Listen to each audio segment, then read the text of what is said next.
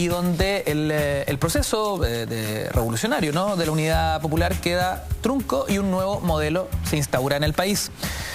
Vamos al origen, profesor Salazar. Hablábamos de 1920. ¿Qué pasa con los gobiernos radicales posteriormente? ¿Qué pasa con Pedro Aguirre Cerda? Y como decía la nota, su célebre frase, gobernar es educar. ¿Qué tan gravitante es en el desarrollo de la escolarización y, bueno, el desarrollo también universitario de la sociedad? Yo creo que sería bueno, de acuerdo a lo que tú decías, hacer como un compendio de todo este proceso de, qué sé yo, más de medio siglo de desarrollo, subdesarrollo del sistema educacional chileno. Yo partí diciendo que hubo un conflicto inicial, que las comunidades reales de este país querían un tipo de educación que respetara su realidad como punto de arranque y punto de llegada. Para entender esa realidad, profesor, antes le cambio la pregunta. ¿Qué pasaba con la sociedad chilena de aquel entonces? ¿Cuál?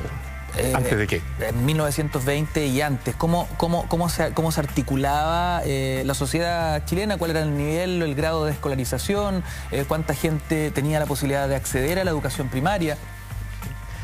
Bueno, básicamente era un sistema educacional brutalmente dividido. Entonces había un sistema educacional para la élite, donde estaba la educación de preparatoria, digamos, para llegar después al liceo, de ahí a la universidad.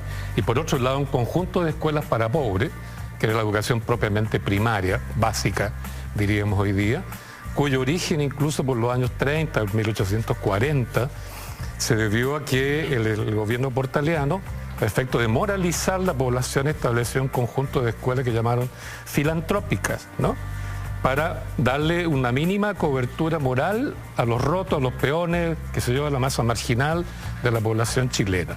Entonces reclutaron gente de los mismos peones, unas chiquillas jóvenes, le dieron una instrucción muy rápida y la mandaron a hacer clases a como de ir al lugar, al campo, a todas partes, a niñitos también de peones marginales, vagabundos, ¿no? Por eso es que el origen del preceptorado chileno fue básicamente femenino y además de extracción tremendamente popular. Y como le hacían clase a sectores populares marginales, el circuito natural del proceso educativo en la parte inferior de la sociedad era, digamos, un proceso interno, endocrino de la misma clase popular. Las profesoras de origen de ese tipo y los alumnos también. De ahí que ellos plantean que el proceso educativo tiene que ser, en rigor, un circuito interno de la clase popular y de la realidad chilena para salir de ese círculo vicioso y desarrollarse. Porque a ese circuito no les servía de nada que trajeran esquemas, planteles, profesores de Francia, de Inglaterra, de Alemania, de cualquier país. Era otra realidad. Eso es lo que se plantea por 1920-1924, que le plantearon el presidente Alessandri, todo un proyecto que era el sistema educacional para la nueva república, basado en que la comunidad se autoeduca, que eran las escuelas de la Foch también, que trabajaban en esa misma realidad. Entonces, esta propuesta del profesorado no fue escuchada ni por Alessandri ni por Carlos Ibáñez del Campo, que los reprimieron. Entonces quedó allí un proceso por debajo, latente, con una propuesta educativa que nunca después se escuchó, salvo por 1940-50, que tú decías, cuando se recoge eso y se crean algunas escuelas experimentales, basado en ese principio, que fueron las escuelas consolidadas, en la cual yo me formé como profesor, así conozco muy bien todo aquello, ¿no? Aparentemente yo no soy experto en educación, yo soy profesor, ¿no? Porque he hecho clase a cuánto chileno existe, ¿no? Niños pobres, niños ricos, jóvenes, presos, libres, ciudadanos, qué sé yo, etcétera, etcétera. Entonces me presento más bien como profesor.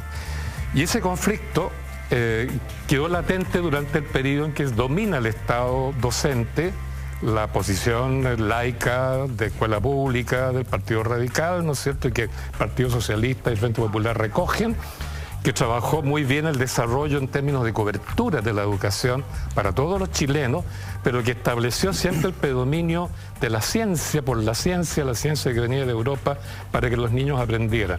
Lo que Paulo Freire llamó, ¿verdad?, la educación bancaria. Se deposita en el niño un paquete de conocimientos como quiera que sea su realidad.